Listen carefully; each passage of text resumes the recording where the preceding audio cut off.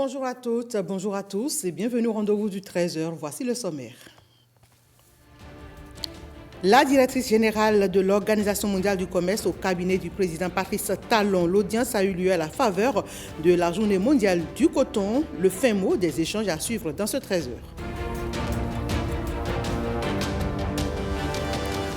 Les réformes dans le secteur agricole au Bénin depuis 2016 sont des plus impactantes. Rebecca Kendiaoundé revient dans cette édition sur le bilan du PAG et les perspectives.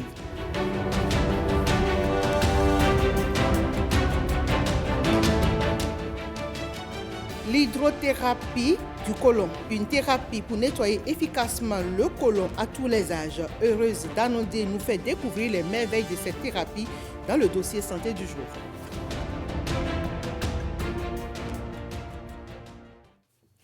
Démarrons par la Marina où le chef de l'État a reçu en audience hier la directrice. Elle est à Cotonou à l'occasion de la Journée mondiale du coton, une première sur le continent africain. Juste après l'ouverture de cette rencontre de haut niveau, Patrice Talon, le chef de l'État, a reçu Ngozi Okonjo-Iweala. La directrice générale de l'OMC a confié quelques mots de l'audience présidentielle à Marcel Arrossi. Je dois saluer Monsieur le Président Talon, Madame le ministre du Commerce et de l'Industrie et toute l'équipe béninoise pour le bon travail qui est fait pour soutenir le secteur cotonnier au Bénin. Nous faisons partie d'un partenariat pour le coton pour soutenir le pays de C4, les pays de Tchad, Burkina Faso, Mali, Bénin et plus Côte d'Ivoire qui travaillent à valoriser le coton. Et ce que nous voulons, c'est de transformer le coton ici sur place pour créer plus d'emplois pour les jeunes et d'avoir accès au marché africain et à l'extérieur. C'est extraordinaire d'avoir le choix de Bénin, c'est parce que l'économie marche au Bénin. On apprécie le travail qui est fait sur le coton au Bénin. Donc Bénin est en avance. C'est pourquoi on a choisi le pays Bénin pour la première célébration en Afrique. L'ambassade de Chine près le Bénin a doté le médiateur de la République du Bénin de matériel roulant et informatique. Le geste témoigne de la bonne collaboration entre les deux institutions. La cérémonie de remise du don s'est déroulée au siège du médiateur de la République à Porto-Novo. La collaboration entre le médiateur de la République du Bénin et l'ambassade de Chine près le Bénin est au beau fixe. En témoigne la remise de ce lot de matériel gracieusement offert à l'institution. À travers ce lot de dons, nous espérons manifester notre soutien constant au progrès numérique et à l'amélioration de services de votre institution. Après le sommet du FOCAR, la Chine entend travailler ensemble avec le Bénin pour mettre pleinement en œuvre les consensus des deux chefs d'État et les fruits du sommet, afin de faire progresser davantage le partenariat stratégique sino-béninoise et construire ensemble une communauté d'avenir partagé Chine-Afrique de haut niveau. 6 motocyclettes de marque Honda, une caméra de haute résolution, 6 ordinateurs et 6 imprimantes. De quoi combler un tant soit peu les besoins en équipement du médiateur de la République et son ambition d'être plus proche des citoyens. Recevez par ma voix la gratitude de l'institution. Je vous promets qu'un usage responsable et parcimonieux sera fait des équipements. Il existe une maxime populaire en Chine qui dit « Un sourire qui dure donne plus de joie qu'un éclat de rire ». C'est pourquoi je voudrais pouvoir toujours compter sur cette solide amitié entre le Bénin et votre pays, la Chine, pour encore plus de bonheur à travers le sourire durable que vous venez de nous inoculer. Très satisfait de ce geste, le médiateur de la République n'a pas manqué de souhaiter à l'ambassadeur Peng Jintao, en fin de mission au Bénin, plein succès dans ses nouvelles fonctions. Apprécions ensemble à présent ce bilan du programme d'action du gouvernement au niveau du volet agriculture. L'agriculture, vous le savez, fait sans doute partie des principales activités de l'économie béninoise. Et depuis 2016, le gouvernement du Bénin a décidé de réformer le secteur à travers des projets et programmes impactants. Entre la mécanisation agricole, l'aménagement hydro-agricole et des subventions des producteurs, le ministre de l'Agriculture est un fermier national confiant pour l'avenir de l'agriculture de son pays. L'évolution du péage agricole le rassure. Rebecca Kendiahoundé. Instaurer un nouveau dispositif d'administration du domaine agricole et accompagner les acteurs du monde rural, telle était l'idée. Pour la concrétiser, le gouvernement a fait l'option de la territorialisation du développement agricole avec la création de cette agence répartie sur l'ensemble du territoire. À côté de cette répartition de rôles sur le terrain, nous avons eu à réfléchir et à choisir les filières porteuses. Pour quitter la politique unijambiste d'exploitation de coton, il faut bien voir les filières à haut potentiel, à haute valeur ajoutée, les filières conventionnelles, les filières spécifiques comme l'élevage, la production de lait, la production d'œufs et de viande. Et pour chacune de ces filières, il a été mis en place un programme national de développement. La nouvelle politique agricole privilégie ainsi donc l'approche chaîne de valeur ajoutée, faisant de la promotion des filières un axe majeur de croissance économique et de lutte contre la pauvreté. À ceci s'ajoute le programme d'aménagement hydro-agricole. Entre 2016 et 2023, nous avons aménagé 25 440 hectares, soit 4 fois plus. Ceci a permis de maîtriser l'eau et de pouvoir faire une agriculture résiliente. Cette maîtrise de l'eau est surtout en faveur du riz et des cultures maraîchères, partiellement le maïs pour certains qui ont cette ambition-là. C'est dans 67 communes du Bénin que nous avons pu faire ces aménagements-là. La mécanisation agricole, cette méthode efficace pour améliorer la productivité des cultures, est désormais adoptée au Bénin. À travers la Société nationale de mécanisation agricole, le gouvernement accompagne les agriculteurs, mettant à leur disposition des motoculteurs et des tracteurs. Cela déjà a permis d'amener le taux de mécanisation à 15, 16, 17%. Nous irons facilement à 30% parce que pour la campagne en cours, nous sommes en train de commander près de 5000 kits, nouveaux kits, qu'on met à la disposition des producteurs à moitié prix pratiquement pour ce qui est conventionnel et avec une subvention de 30 à 40% sur les équipements optionnels. Toujours dans la logique de faciliter la tâche aux producteurs, afin d'accroître le rendement, il a été mis en place le Fonds national de développement agricole. Ainsi, plusieurs projets sont subventionnés. L'État y a mis 100 milliards de disponibles pour pouvoir aider à aller au financement. Le FNDA ne finance pas, mais le FNDA facilite le financement. Et pour ce faire, le FNDA s'est entouré des banques, environ 8 banques, et d'autres systèmes financiers décentralisés avec lesquels des contrats sont faits. Programme d'action du gouvernement volet agriculture, le bilan s'affiche visiblement reluisant. Des réformes sont toujours en cours pour performer davantage le secteur afin de garantir à chaque Béninois un repas sain et à coût réduit.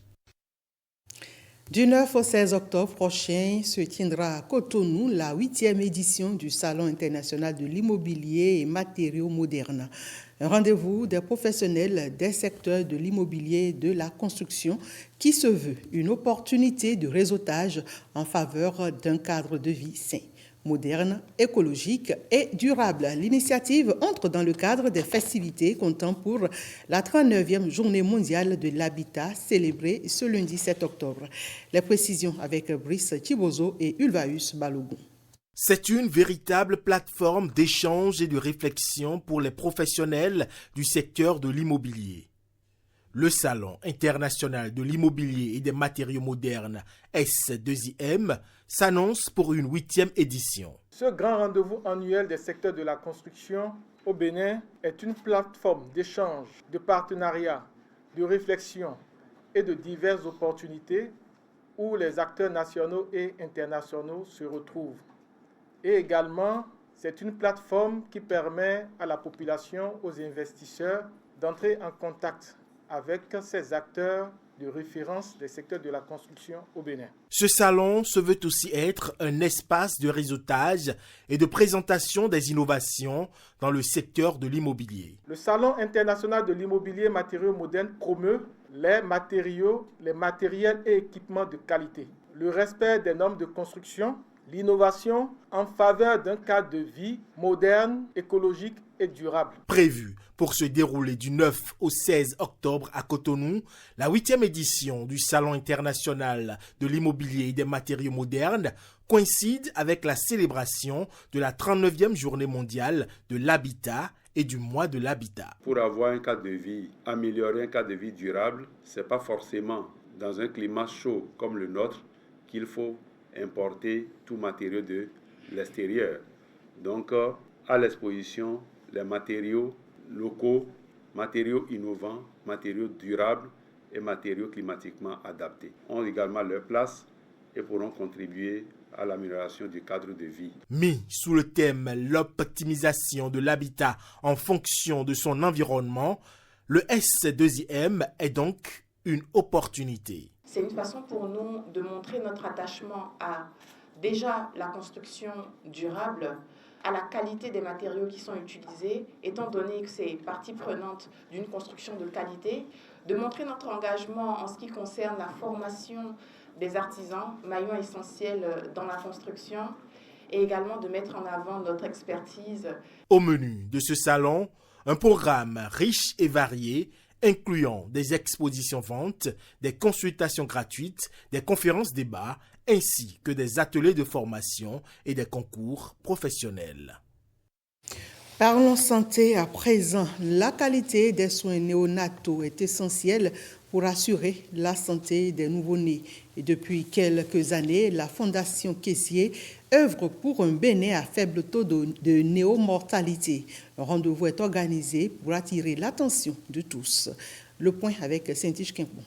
L'accouchement ou le premier mois de vie est la période la plus risquée pour l'enfant. Les enfants mort-nés restent un problème prioritaire avec près de 2 millions de bébés mort-nés chaque année, selon les chiffres de l'UNICEF. En 2023, la Fondation Kessié lançait pour la première fois la rencontre des partenaires du NEST, la technologie essentielle de suivi néonatal. L'édition va se répéter cette année. J'ai le plaisir d'annoncer qu'aujourd'hui, on a lancé la 2e édition du NEST Partners Meeting.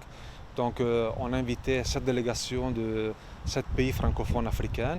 Ils sont là à Cotonou jusqu'à vendredi. On va discuter sur la santé maternelle néonatale, les difficultés, les problèmes, les solutions qu'on peut mettre à disposition. Donc, c'est une conférence ouverte aux partenaires. La Fondation Kessié, on a un partenariat avec l'hôpital Saint-Jean-de-Dieu de Tangueta. Depuis 2012, on travaille sur Bénin. Donc, c'est un partenariat qui a commencé longtemps, ça fait longtemps. Donc, on a construit l'unité de néonatologie dans l'hôpital de Tangueta.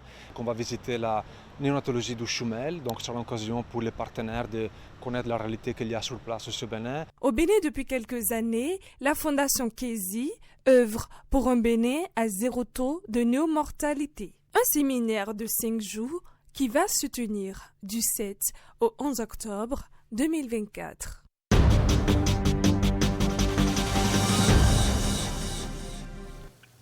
Et je vous annonçais bien sûr en titre le dossier santé du jour qui parle de l'hydrothérapie du côlon. Vous sentez-vous très souvent constipé, mal à l'aise dans votre corps et vous ne savez pas comment faire? Et si vous faisiez un nettoyage de votre côlon? Dans ce magazine, nous nous sommes rendus à Kpaou, dans la commune Ouida, pour vous faire découvrir l'hydrothérapie du côlon, une thérapie qui semble faire des merveilles pour tous les âges. Le reportage est signé Igor Ayosso et Heureuse d'Anondé. Il y a une canule qui va envoyer l'eau dans le côlon, qui va ramollir les matières fécales, l'eau va ramollir les matières fécales, et après ça va sortir par la grande canule pour aller dans la fosse directement. D'accord? De l'eau tiède introduite dans le côlon de Paul à l'aide d'un tuyau appelé sonde rectale placé au niveau du rectum. Le dispositif stimule les mouvements de son intestin et déclenche l'évacuation des selles. Vous supportez un peu. Si l'envie d'aller à la selle est vraiment forte, d'accord. Seuls les thérapeutes formés exclusivement à la méthode peuvent pratiquer l'hydrothérapie du côlon. Quant au patient, il lui faut un relâchement total pour constater les signes annonciateurs de l'évacuation des selles.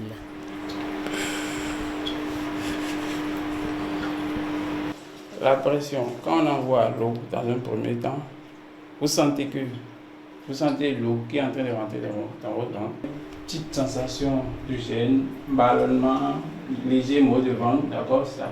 Pour quand l'eau râpe et ramollit les matières fécales, il y a cette sensation d'envie d'aller à la selle qui se produit. Seulement que vous ne poussez pas, vous êtes là tranquille. L'eau se charge de faire sortir par la vague. Paul a du mal à se concentrer et se relâcher en présence des caméras. Mais après quelques minutes d'attente et de stimulation du spécialiste, le processus est déclenché et les matières fécales s'évacuent. C'est de l'eau, ce n'est pas un médicament que l'appareil utilise. C'est de l'eau que l'appareil envoie dans le côlon. L'appareil a à son bout 2 tuyaux. Un tuyau par lequel arrive l'eau simple, l'eau traitée, l'eau potable. Et lorsque ça ramollit les matières fécales, ça les fait décaper. Et les matières passent par le gros tuyau pour sortir. Et vous le voyez sur l'écran, vous voyez les matières sortir sur l'écran. Alors la fréquence, ça dépend de comment vous mangez, comment vous éliminez. Nous avons reçu des enfants de 4 ans qui ont des problèmes de ventre. La radio a révélé qu'il y a un bouchon là, mais aucun médicament n'a pu résoudre. Donc déjà, à 4 ans, on peut faire ça. Sinon, n'importe qui doit pouvoir faire ça. Moi, si depuis plus de 20 ans, je n'ai pas pris de médicaments, soit 11 ans, ce n'est pas beaucoup, je sais, mais c'est parce que dès que je sens un petit bobo, je me fais taper un nettoyage de côlon, et puis paf, je suis à l'aise. L'hydrothérapie du côlon est une technique médicale indiquée lors d'une incontinence fécale ou d'une constipation chronique. Si tout va bien dans le corps, vous mangez un matin, le lendemain matin, vous devez dégager. Un midi, le lendemain midi, vous devez dégager. Entre 18h et 24h, l'organisme est préparé pour ça. Donc, lorsque vous mangez matin, midi, soir, 2, 3 jours, 4 jours, et que vous reconnaissez que ce qui sort n'est pas suffisant, n'est pas proportionnel à ce que vous mangez, posez-vous des questions, mais c'est où? Tout ce qui est noir là, c'est les matières fécales. Jusqu'à réduire le diamètre du tuyau là, ouais. Jusqu'à déformer le gros intestin. À 72 ans, Paul Yekweno vit toujours, malgré les prédictions de son chirurgien.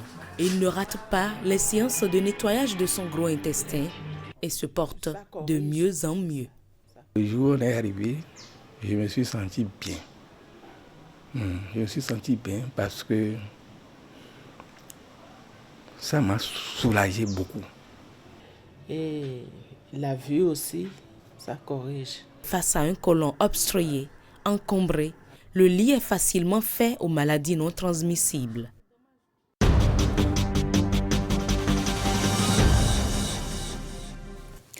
Quatrième édition de la conférence des recteurs des universités publiques du Bénin au titre de l'année 2024. Le conclave s'est tenu au centre universitaire de Kétou. Thème central, stratégie nationale de l'enseignement et la formation technique et professionnelle, point de la mise en œuvre et opportunités pour l'enseignement supérieur. Des grandes questions liées aux universités et des orientations sont débattues au cours de cette rencontre dont nous fait le point Michel Egbe et Fimen Bassao. La conférence des recteurs s'intègre désormais dans les habitudes et apparaît comme un moment de partage et d'échange sur la vie des universités publiques du Bénin. Pour une meilleure coordination de cette politique gouvernementale, la conférence annuelle des recteurs des universités publiques du Bénin a été initiée pour débattre des grandes questions liées aux universités et des orientations à envisager afin d'améliorer la gouvernance universitaire de façon générale. Aujourd'hui, la société confie d'immenses responsabilités à l'université. Il s'agit de conduire les transformations rapides que la société impose. Les universités publiques du Bénin essayent de répondre à ces nombreuses attentes, mais trop souvent sans l'accompagnement qu'il faut, alors qu'on attend d'elles des miracles. Une phase solennelle de l'édition 2024 marquée par la conférence inaugurale sur la stratégie nationale de l'enseignement et de la formation technique et professionnelle.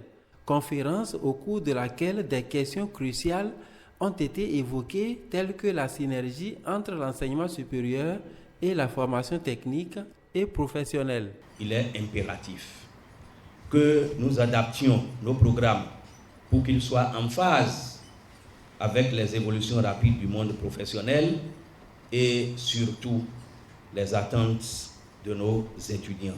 Il nous revient de réfléchir au modèle économique qui permette de concilier excellence académique et équité. Les échanges contribueront à identifier les actions concrètes à mener et les leviers à actionner afin d'améliorer les offres éducatives au niveau des universités publiques du Bénin. La rencontre marque également la fin dans quelques jours des mandats de 3 ans des recteurs. Pendant ce temps, le directeur départemental des enseignements maternels et primaires de la Liborie œuvre pour la promotion de l'excellence. Des prix ont été décernés aux meilleurs enseignants de la Liborie ayant obtenu un taux de réussite de 100% au certificat d'études primaires 2021. Judikaël Aena et Ousseini Adeleke pour le reportage.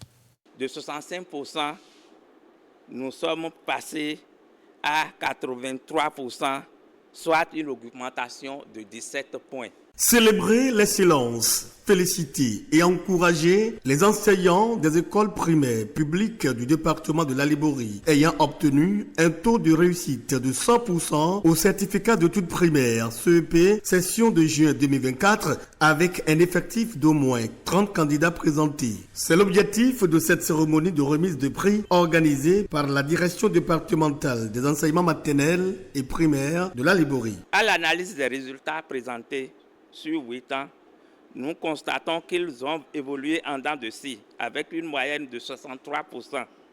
Le contexte de la Liborie reste particulier. Pour maintenir cette tendance et accroître ces résultats les années à venir, des actions de reconnaissance, d'encouragement et de félicitations ont été entreprises. Cette solennelle occasion de remise de prix aux meilleurs enseignants est initiée à l'occasion de la célébration de la Journée internationale de l'enseignant, édition 2024. Au-delà des présents assez modestes qui vous seront distribués ou décernés parce qu'il y a des tableaux, et autres là, c'est davantage surtout votre mérite qu'on reconnaît. L'excellence n'est jamais un acte isolé, mais bien le fruit d'un engagement collectif. Ainsi, nous partageons ce bonheur avec vous tous. Cette initiative est soutenue et financée par plusieurs partenaires et les organisateurs se donnent rendez-vous à l'année prochaine pour le même exercice. Le projet SWED, dans ses sous-composantes 1 et 2, mobilise les acteurs impliqués à Parakou. Occasion de faire le point du chemin parcouru et surtout d'envisager de belles perspectives avec la suite du projet qui tend d'ailleurs à sa fin. Il y a 3 mois, nous nous sommes vus et nous avions planifié les activités que nous allons faire pendant... Les acteurs impliqués dans les sous-composantes 1 et 2 du projet SWED font le point des activités. Ce moment est une occasion précieuse de réfléchir ensemble sur les progrès accomplis et sur les défis à relever pour atteindre les objectifs fixés dans le cadre de ce projet si crucial pour notre pays.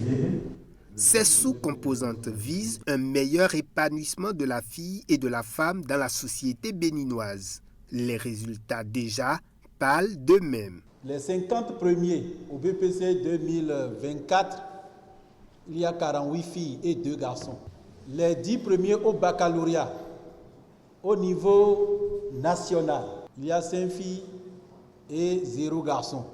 Le projet tendant déjà à sa fin, les acteurs sont appelés à plus d'ardeur au travail pour un bilan positif à la clôture. Faire de cet atelier un lieu d'échange pour des choix vraiment réalistes. C'est dire donc que dans la projection des bilans, il va falloir qu'on tire réellement leçon de tout ce qui a plombé la tête d'un certain nombre de résultats qui étaient attendus et qui n'ont pas pu être atteints. Et cette revue étant donc la toute dernière est très capitale parce que ça permettra au projet vraiment de voir les actions phares qui ont été menées durant ces 3 semaines qui sont passées.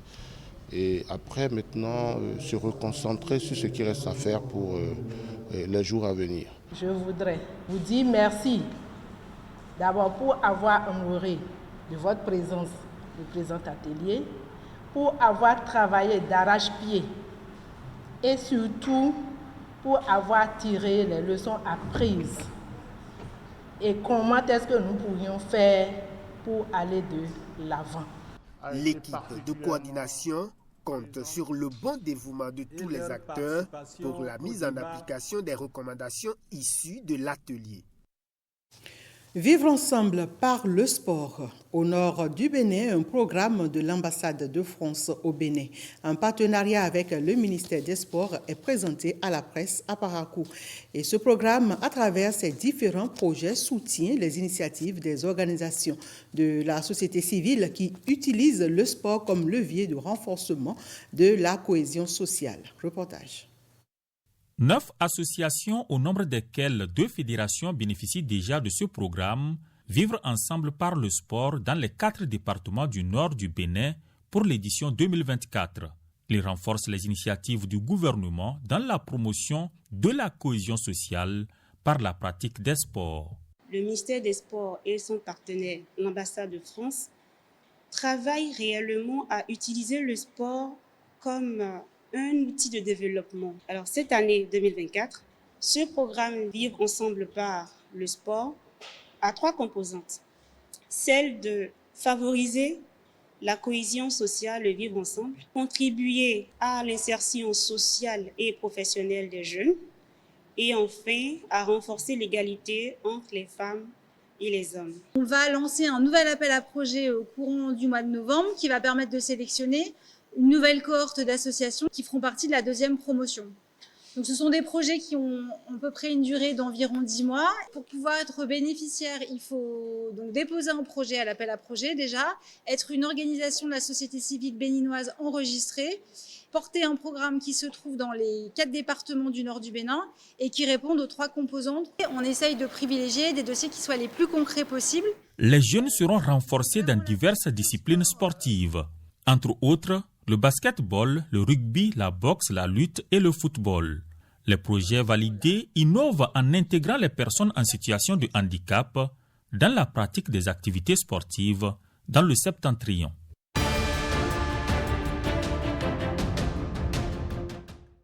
Quelques brèves en interactualité à présent.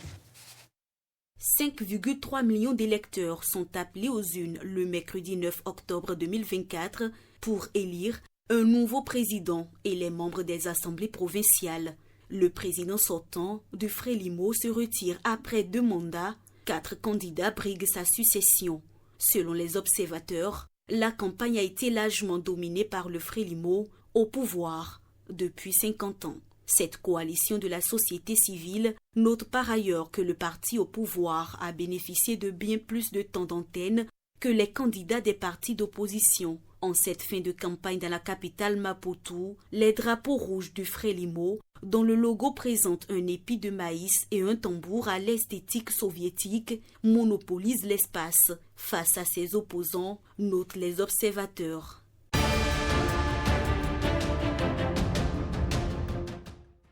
Les eurodéputés ont observé ce lundi à Strasbourg une minute de silence en hommage aux victimes de l'attaque du Hamas du 7 octobre 2023 contre Israël qualifié d'infamie par la présidente du Parlement. Dans les tribunes du Parlement étaient présents des familles de certains otages détenus par le Hamas. Pour rappel, le 7 octobre 2023, des commandos du Hamas infiltrés depuis Gaza avaient pénétré dans le sud d'Israël, utilisant des explosifs et des bulldozers pour franchir la barrière entourant le territoire palestinien, tuant à l'aveugle dans des bases militaires et sur le site du festival Nova. L'attaque a entraîné la mort de plus de 1000 personnes, en majorité des civils, selon un décompte de l'AFP basé sur des chiffres officiels israéliens, incluant les otages morts ou tués en captivité dans la bande de Gaza.